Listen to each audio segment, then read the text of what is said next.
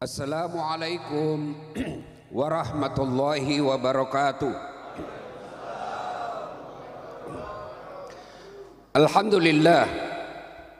Alhamdulillahi rabbil alamin. Wa bihi nasta'inu ala umurid dunya waddin. Ashhadu an la ilaha illallah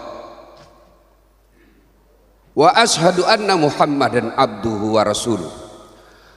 Allahumma salli ala Sayyidina Muhammad wa ala alihi wa sahbihi ajma'in, amma ba'd. Faqad qala Allah subhanahu wa ta'ala fi kitabil karim. Bismillahirrahmanirrahim. Inna Allaha wa malaikatahu yusalluna ala nabi. Ya ayyuhalladzina amanu sallu alaihi wasallimu taslima. Sesungguhnya Allah dan para malaikatnya bersalawat kepada Rasulullah Muhammad sallallahu alaihi wasallam.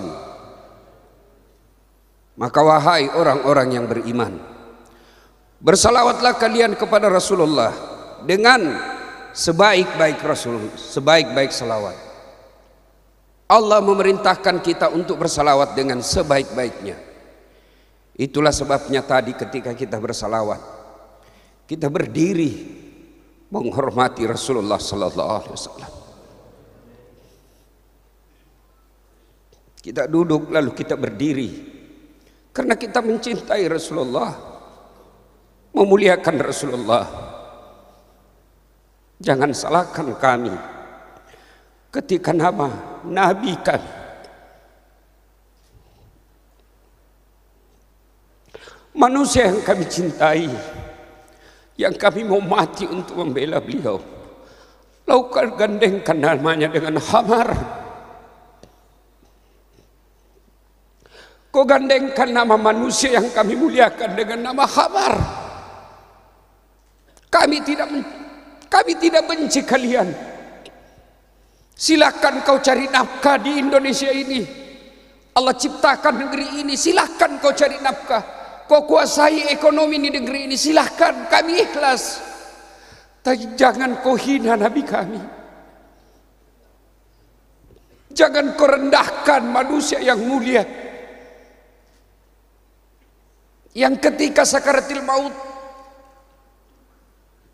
beliau berdoa kepada Allah, ya Allah, jangan kau berikan sakitnya sakaratil maut ini kepada umatku, cukup kau serahkan kepada saya. Lalu engkau menghina Nabi kami. Kami berbicara, kau anggap kami radikal. Kami membela Nabi kami, kau anggap kami intoleran. Peradaban apa yang kalian miliki? Akal sehat apa yang kalian pakai? Atas nama demokrasi kalian membebaskan dirimu dari aturan dan norma saling menghormati. Ini negara ketuhanan yang Maha Esa, bukan negara barbar, bukan negara yang tak beradab.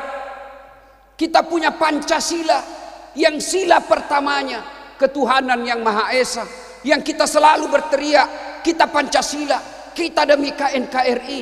Tapi tolong juga hargai norma-norma agama kami. Kami tidak membenci kalian, tapi kami minta, mari saling menghormati. Salah satu di antaranya, hargai perasaan kami yang mencintai Muhammad sallallahu alaihi wasallam, mencintainya. Cinta kami kepadanya melebihi cinta kepada diri dan keluarga kami. Kalian lihat sedikit, kami menyebut namanya saja kami berdiri karena kami mencintai Rasulullah Muhammad sallallahu alaihi wasallam.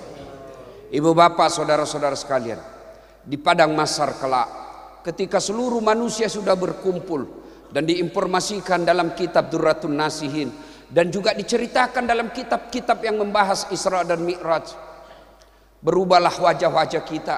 Ada muka-mukanya nanti seperti tikus, mereka yang suka mengambil barang-barang negara, mereka yang suka mengambil barang-barang yang tidak halal. Inilah perampok, pencuri, mukanya nanti seperti tikus. Ada pula nanti mukanya di akhirat yang seperti kuda yang suka mendahului imam ketika berjamaah. Ada juga nanti yang mukanya seperti anjing, mereka yang suka menjilat-jilat. Biar barang salah dia katakan juga betul. macam-macam mukanya.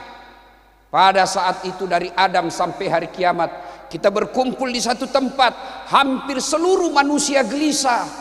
Kenapa mereka gelisah? Mereka ingin tahu pengadilan memutuskan apa, saya masuk surga atau masuk neraka, saya ini dihukum dalam neraka atau hukum dalam surga, dia diberikan hadiah surga. Kalau saya dalam neraka, berapa lama saya dalam neraka? Semuanya gelisah, sementara pengadilan belum dimulai. Sama kalau Pak Polisi menyatakan kita tersangka, KPK menganggap kita tersangka, Jaksa Agung menganggap kita divonis sebagai tersangka, kan kita mau, Pak Hakim adili saya cepat, kalau saya salah apa salahku, berapa tahun, kalau tidak sangkaan itu lepaskan. Begitu juga di padang mahsyar. Ketika dalam keadaan gelisah itu, datanglah sekelompok manusia menghadap kepada Adam alaihissalam. Ya Adam, engkau adalah kakek para nabi, engkau adalah bapak kami semua, tolong menghadap kepada Allah, berdoa agar segera dibuka pengadilan. Apa kata Nabi Adam alaihissalam? Mohon maaf, saya malu menghadap kepada Allah hari ini. Kenapa? Saya pernah makan buah khuldi, saya pernah makan barang haram seumur hidupku sekali, saya malu ketemu Allah. Nabi Adam alaihissalam sekali makan uang haram, malu ketemu Allah di akhirat kelak. Gimana kita yang tiada hari tanpa makan uang riba? Di mana muka kita nanti disimpan di akhirat? Adam alaihissalam sekali makan barang haram, malu ketemu Allah. Di mana mereka yang menghalalkan segala cara untuk dapat harta? Di mana muka mereka nanti di akhirat? Lalu Nabi Adam berkata, silakan kau datang kepada Nabi Ibrahim alaihissalam, minta kepada Ibrahim, dia berdoa agar dibuka pengadilan. Datang lagi sekelompok manusia ini kepada Ibrahim, ya Ibrahim, engkau adalah kakek para nabi, tolong menghadap kepada Allah, berdoa supaya segera dibuka pengadilan. Apa kata Ibrahim alaihissalam? Saya malu menghadap kepada Allah. Kenapa? Saya pernah bohong sekali. Ibrahim alaihissalam, Pak, sekali bohong seumur hidup, malu ketemu Allah di akhirat kelak. Gimana bapak-bapak yang tiada hari tanpa bohong istrinya? Minta istrinya duit, ndak ada, biar baunya ndak ada juga. Disimpannya di bawah kaos kakinya. Ya Pak. Pak Wakapolres ya? Hah? Oh Kapolsek. Mudah-mudahan Bapak Wakapolres amin. Ya? Kenapa? Mic-nya didekatin lagi. Ini bukan mic, setelannya yang tidak tepat. Karena terlalu ngebas. Mana nunya ini teknisinya. Tutup saja ehonya. Tutup ehonya, lepaskan bassnya, ndak usah pakai bass. Treble-nya naikkan. Cek.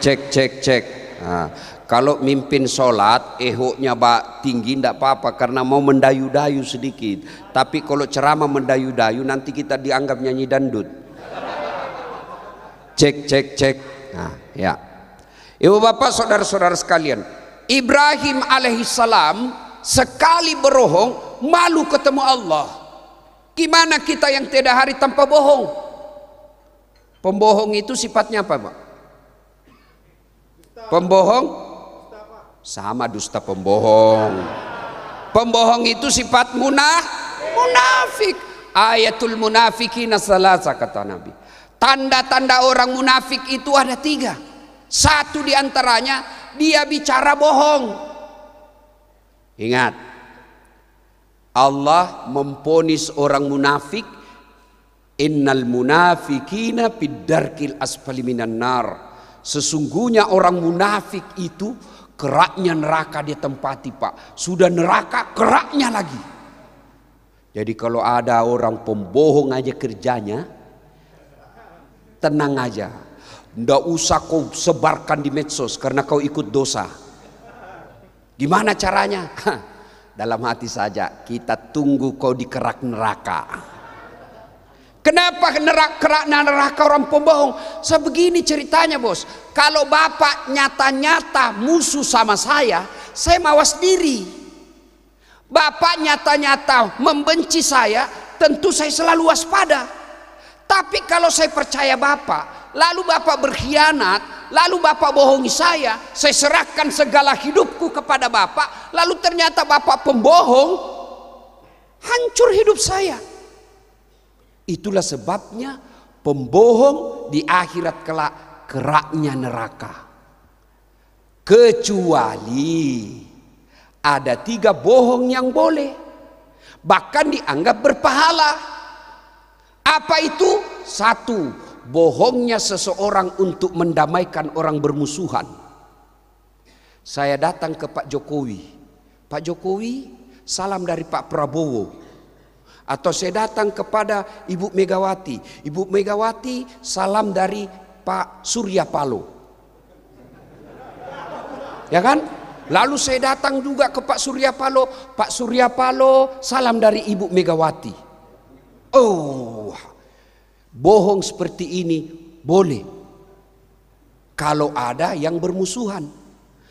Mudah-mudahan pemimpin kita ini, tokoh-tokoh bangsa kita ini mengedampingkan, menghilangkan egonya, kepentingan pribadinya untuk menyatukan rakyat Indonesia. Tidak ada gunanya menang pilpres, tidak ada gunanya menang pilkada yang cuma sekali 5 tahun, lalu bangsa Indonesia ini kita berpecah belah. Kemarin ini capek kita cebong kampret, capek pak, ya. Capek kan? Cebong ngomong salah menurut kampret, kampret ngomong salah menurut cebong. Padahal kita sama rakyat Indonesia. Ketawa negara lain pak. Makanya akan datang pak 2024, jangan mau dibodoh-bodohi pilpres. Masa gara-gara calon kita musuhan satu kompleks, ndak saling menjaga perasaan? Ngapain kau ribut di grup? Biar kau kampanyei, kalau dia sudah pilih seseorang ndak akan terpengaruh. Yang bisa melihat terpengaruh adalah kalau kau ajak dia kawin lagi. Oh cepat dia itu pak. Apa ini aja? Sudahlah, mari kita saling menghargai ya. Nah, sudah, jangan cerita politik, tidak boleh.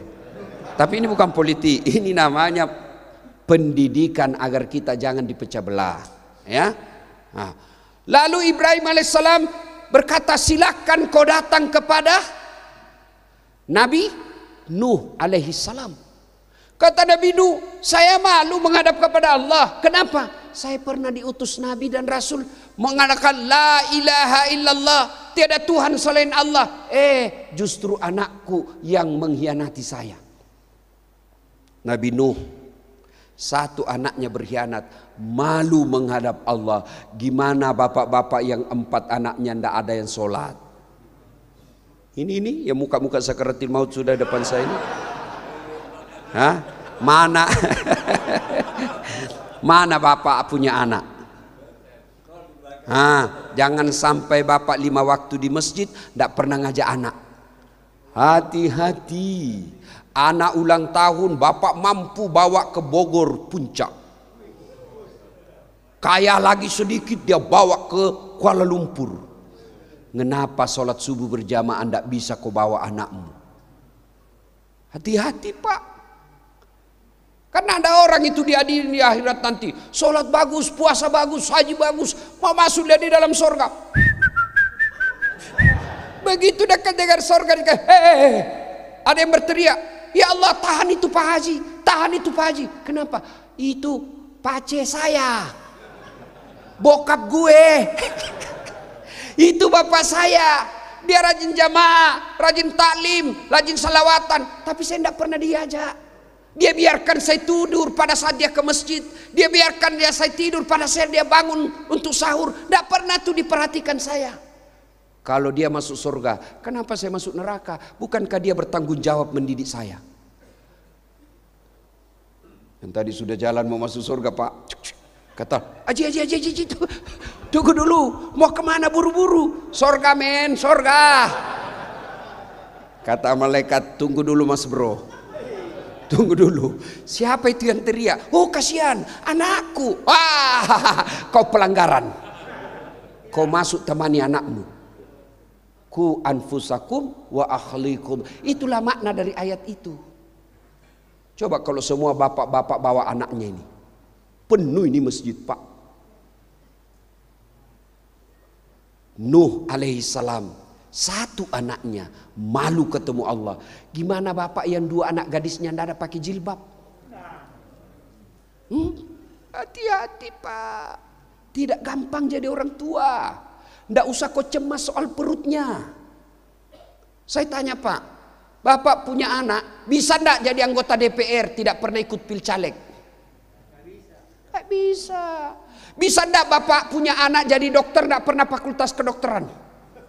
Tidak mungkin. Bisa tidak bapak ibu punya anak jadi polisi tidak pernah daftar polisi? Tidak mungkin. Tapi bisa tidak anak bapak soleh dan soleha tidak pernah sekolah?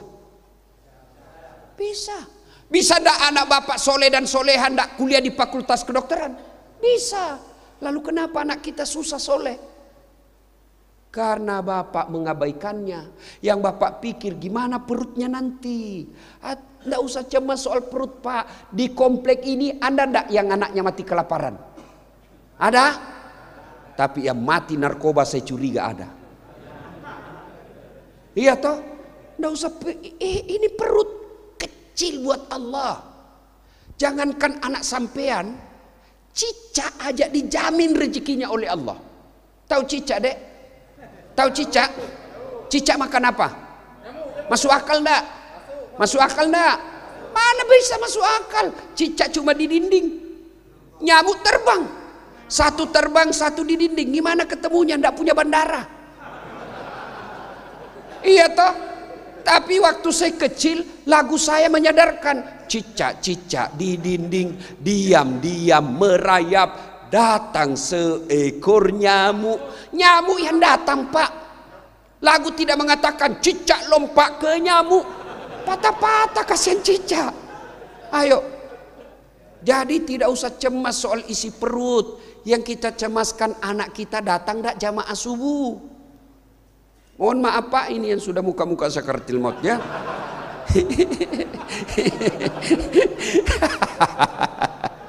Pak, Bapak mau tahu masa depan Bapak dikubur? Mau tahu? Sedulur-sedulur, mau tahu? Lihat anak sekarang. Kalau anaknya Bapak buka kamar, wih, lagi ngaji, harapan Pak biar rumahmu ngontrak. Subuh-subuh bunyi gerendel pagar, wih, siapa itu? Si sulung sama si bungsu buru-buru ke masjid salat jamaah. Harapan sudah itu, Pak, meskipun istrimu suka ngamuk. Tapi kalau buka kamar, wih, main game. Main game. Satu Facebook, yang satu IG live. Hai guys. Hati-hati, Pak. Ya. Lalu Nuh alaihissalam berkata, ya silakan kau datang kepada Isa alaihissalam, minta supaya dia berdoa. Ya Isa al-Masih, tolong menghadap kepada Allah, berdoa segera dibuka pengadilan. Nabi Isa berkata, saya malu ketemu Allah.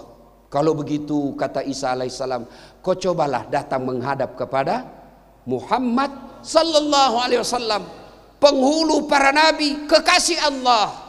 Datanglah sekelompok manusia ini menghadap kepada Muhammad. Ya Muhammad, engkau adalah kekasih Allah yang selalu digandengkan dengan namanya Allah.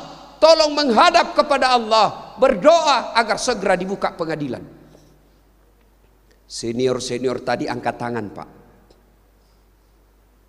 Nabi lalu bersabda, tenang, kau tenang semua.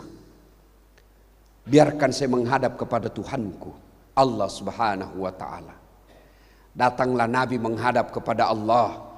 Lalu beliau sujud di hadapan Allah dan berdoa, ya Allah, kami sadar banyak dosa dan kesalahan. Kami sadar banyak maksiat. Tapi kami juga sadar Engkau Maha Pengasih dan Maha Penyayang. Atas nama Maha Rahman dan Maha Rahimmu, ya Allah, saya mohon kepadamu, bukalah pengadilan ini. Mendengar ini dari arsy Allah kedengaran. Ya Muhammad, kau bangkit dari sujudmu, aku kabulkan doamu. Hari ini kita mulai pengadilan. Jibril bentuk panitia. Mulailah kita diadili satu demi satu. Dipanggillah kita, dikumpul di satu tempat. Bayangkan Pak, dari Adam sampai kiamat satu tempat. Pernah vaksin? Pernah? Bukan pernah, 3 kali. Saya awal-awal vaksin Pak, saya dianggap ustadz penjual vaksin. Karena membantu pemerintah, ayo vaksin, ayo vaksin. Ada juga ustadz Pak yang membuli saya, ustadz pelat merah, ustadz penjilat, ustadz penjual vaksin. Sekarang dia sudah vaksin.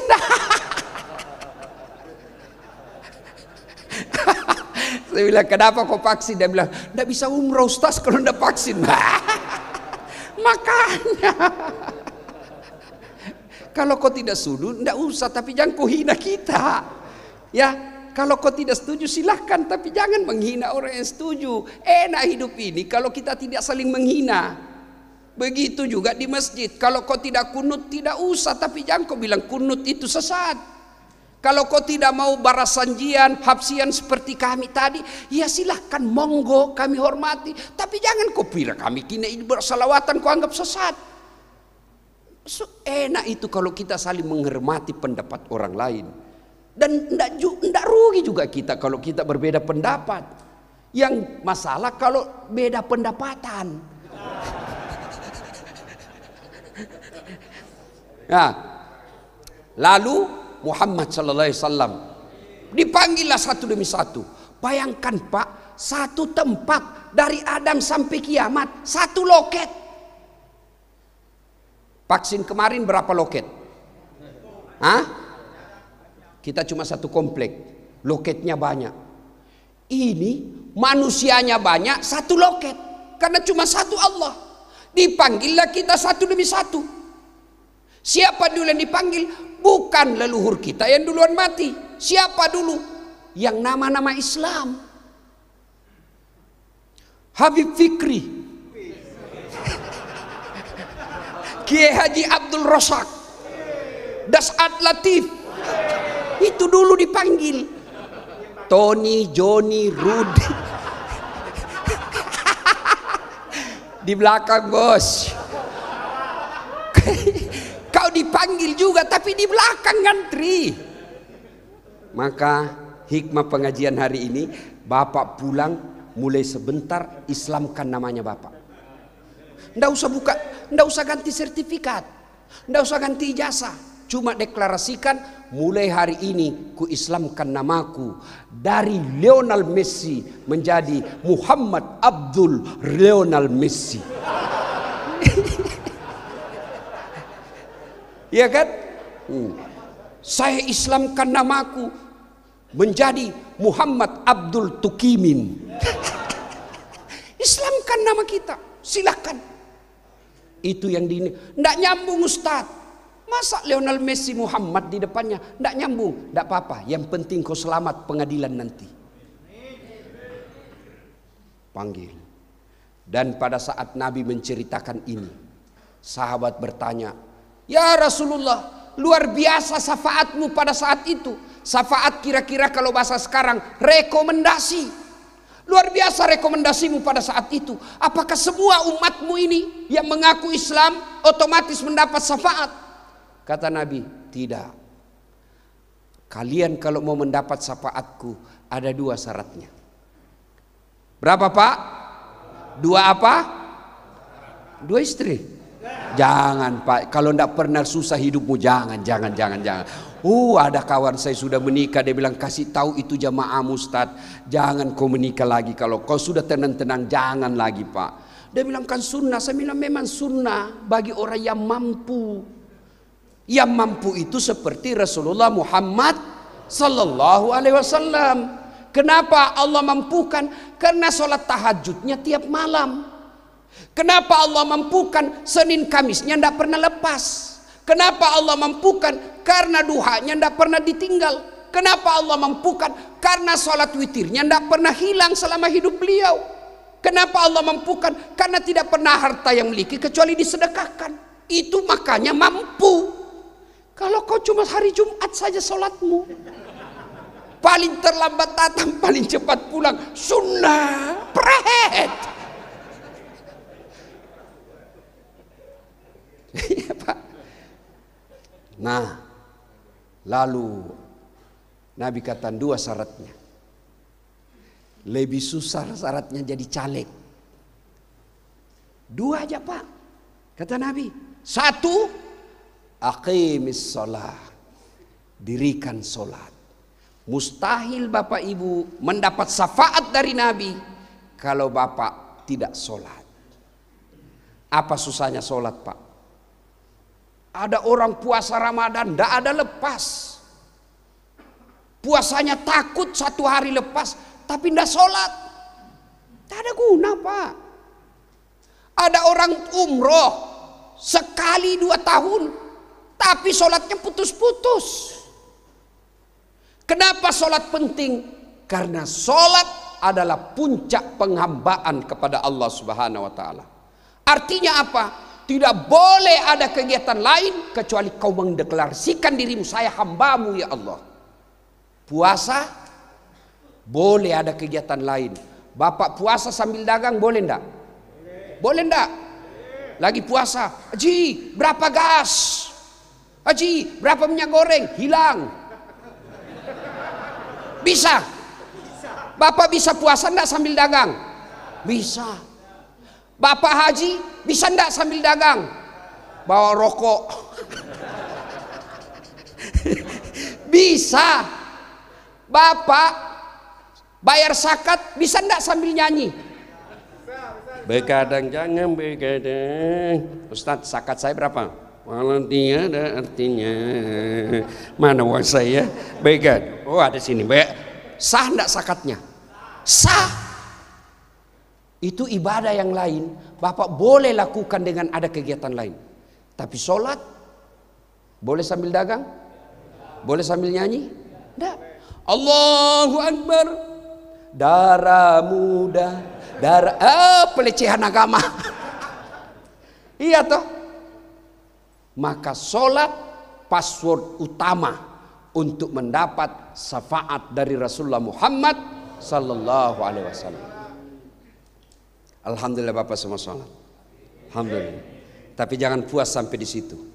Mari sholat jamaah di masjid. Masya Allah. Saya ini hampir semua penjara sudah kumasuki. Tapi bukan sebagai tahanan. Penceramah. Itu masuk penjara Pak. Berlapis-lapis tuh pintunya Pak. Minimal 3 lapis. Dan dijaga sipir, kadang-kadang depan ada polisi.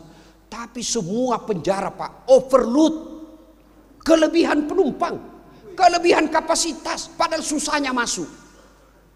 Masjid tidak ada penjaganya Pak. Sepi Pak. Alhamdulillah masjid ini Pak selalu penuh. Apalagi kalau subuh full sampai di luar, tidak ada di dalam. Masya Allah. Saya bayangkan ini komplek tadi Pak, luar biasa berkah yang Allah turunkan di komplek ini. Sholat subuh aja seperti ini Pak. Tiap hari begini Pak. Cuma di mana-mana sholat subuh Pak, yang tua-tua yang hadir Pak, yang sudah pensiun. Kentara tuh kalau sholat subuh Pak, banyak lomba batuk. Baunya bau balsem. Nah, ya, kadangkala juga karena manajemen masjid perlu dirapikan. Ya, manajemen masjid bagus. Jangan sampai kita lihat saldo kas 150 juta. Keran air rusak. Begitu kita sudah pup, tidak ada airnya. Kalau kencing Pak masih bisa dihadapi Pak. Tapi kalau yang kuning, tiba-tiba tidak ada air, saldo kas 150 juta. Pengeluaran tiap Jumat 250.000. Ustadznya 250.000 kau bayar. Ngapain kau simpan itu 150 juta? Jangan ketawa, saya serius ini Pak.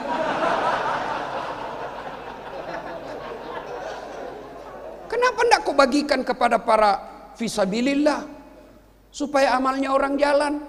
Bangga kalau 150 juta. Bapak saldo diambil sama pengusaha Pak, itu yang jadi kredit.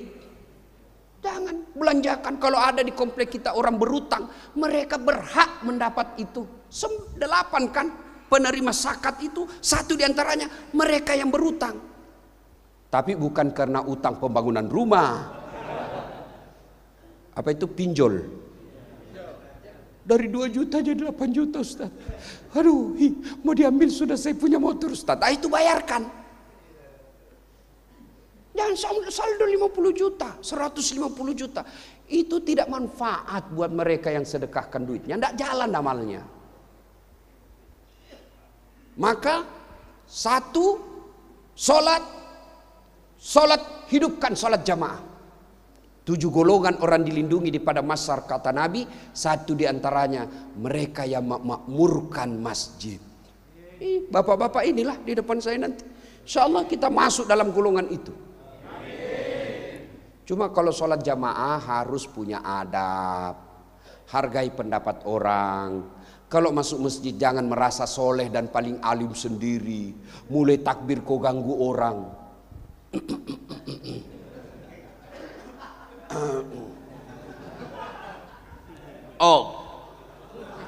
Baca Al-Fatihah kayak dia gigit telinga kita. Malik ya. Ada kan yang begitu toh? Kan? Dedek, maafkan saya. Kalau kalian tidak mau doa bersama selesai sholat, kalian tidak mau berzikir bersama karena tidak mau sholat, ya tolong hargai tetua kita, ulama-ulama kita, orang-orang tua kita. Gimana caranya? Adindaku duduk aja di belakang. Supaya begitu kalian selesai sholat, karena tidak mau zikir, pulang. Kalian tidak melangkahi orang-orang. Kalau kau langkah-langkahi, ada kiai, ada ulama, tokoh masyarakat kau langkahi di situ. Mana kau punya adab? Bukankah puncak dari semua ilmu adab? Kalian punya ilmu tinggi tapi tidak punya adab. Enggak, bukan orang mulia itu. Ya, ada adabnya. Kenapa Rasulullah menganjurkan pakai parfum ketika ke masjid? Apa parfum buat Allah? Tidak. Supaya apa? Kau buat orang yang di sampingmu nyaman. Itu maknanya itu parfum. Kenapa Rasulullah menganjurkan kalian pakai siwak sebelum datang ke masjid? Supaya bau mulutmu tidak mengganggu di samping. Itu adab. Bayangkan kalau makan jengkol tadi malam, tidak sikat gigi ke masjid, baca Al-Fatihah dia, kau sebarkan polusi udara. Itu adab semua itu. Itu semua adab. Ada adab-adabnya. Kalau kalian bacaanmu tidak banyak, jangan ambil sab di sini. Ini bagian alim. Itu adab. Kenapa Ustadz tidak boleh orang sembarang di sini? Karena kalau bapak salah imam, ini yang selesaikan kesalahannya. Kalau bapak di sini tiba-tiba imam salah, bapak panik. Kacau. Itu adab. 2. Sholat. Yang kedua kata Nabi, perbanyak menyebut namaku.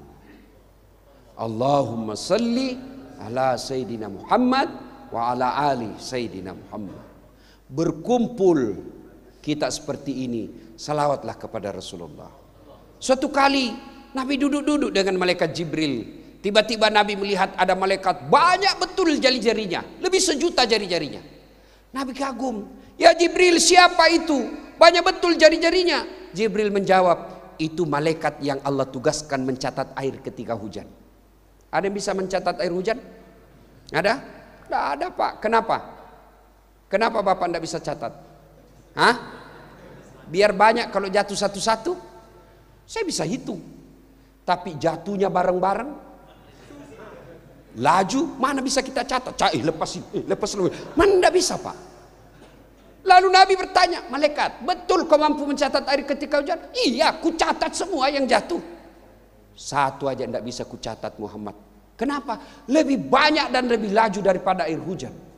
Apa gerangan? Umatmu berkumpul di satu tempat, lalu mereka bersalawat bareng-bareng kepadamu. Aku tidak bisa mencatat betapa banyak pahala Allah turunkan di tempat itu. Maka ketika kumpul seperti ini, bersalawatlah kepada Rasulullah Muhammad sallallahu alaihi wasallam. Sallallahu ala Muhammad sallallahu alaihi wasallam. Sallallahu ala Muhammad sallallahu alaihi wasallam. Coba kalau Bapak lagi galau, seolah-olah ada Nabi di depan kita, jabat tangannya, lalu jabat tangannya sebut nama Nabi. Ya Nabi salam alaik, ya Rasul salam alaik, ya Habib salam alaik, salawatullah alaik. Sebut nama Nabi. Tidak aku ciptakan dunia dan isinya ya Muhammad kecuali aku persembahkan kepadamu. Begitu cintanya Allah kepada Rasulullah. Bahkan ya Muhammad, kalau ada dosa dan salah yang pernah kau lakukan, aku telah menghapuskan semuanya.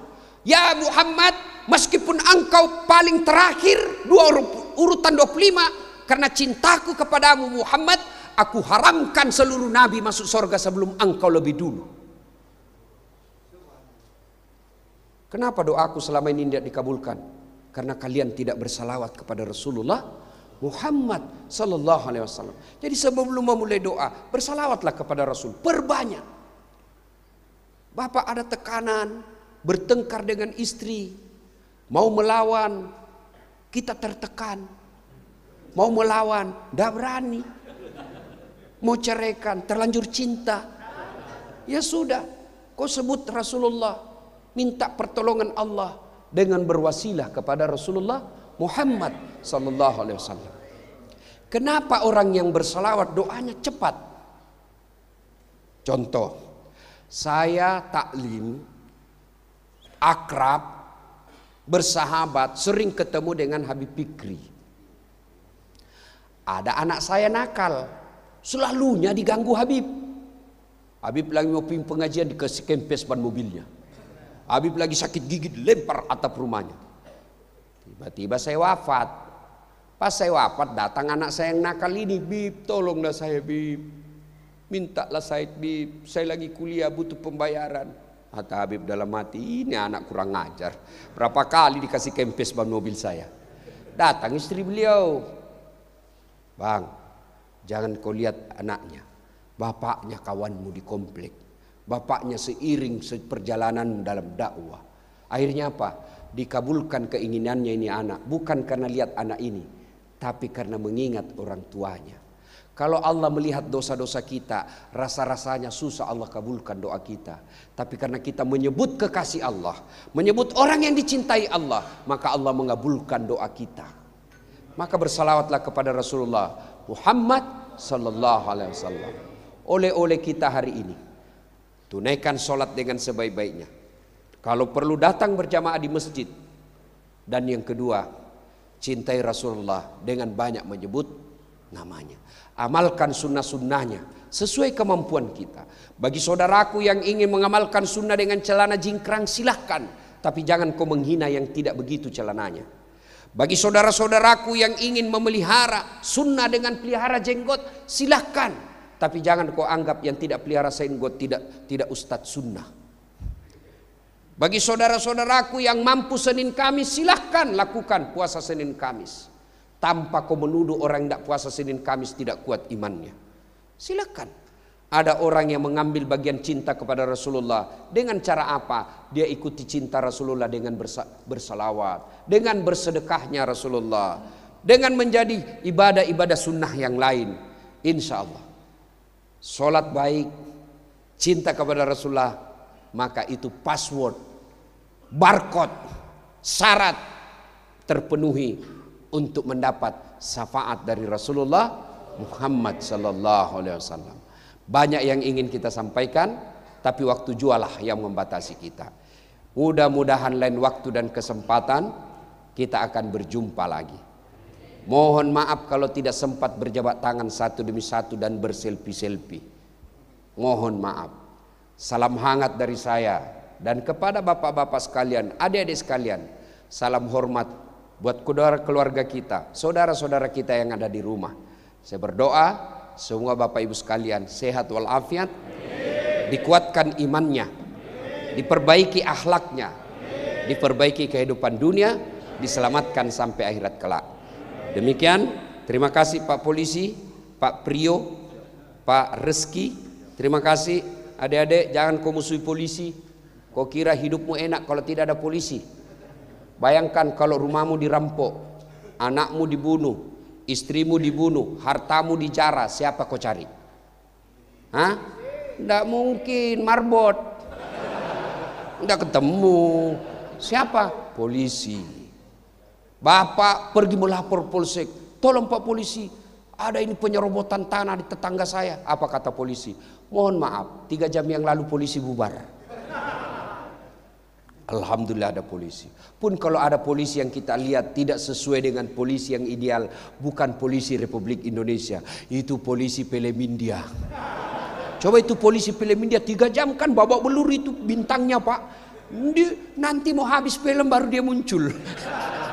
Itu polisi film India, bukan polisi Indonesia. Ya, saya juga tadi lancar perjalanan karena dikawal dan diantar polisi. Polisi juga jangan musuhi ulama. Kenapa? Karena kalau Pak Polisi mati, siapa yang bungkus kau nanti?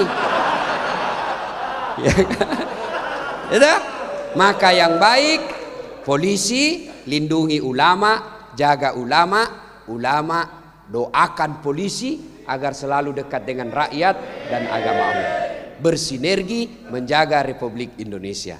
Demikian, lebih dan kurangnya mohon dimaafkan.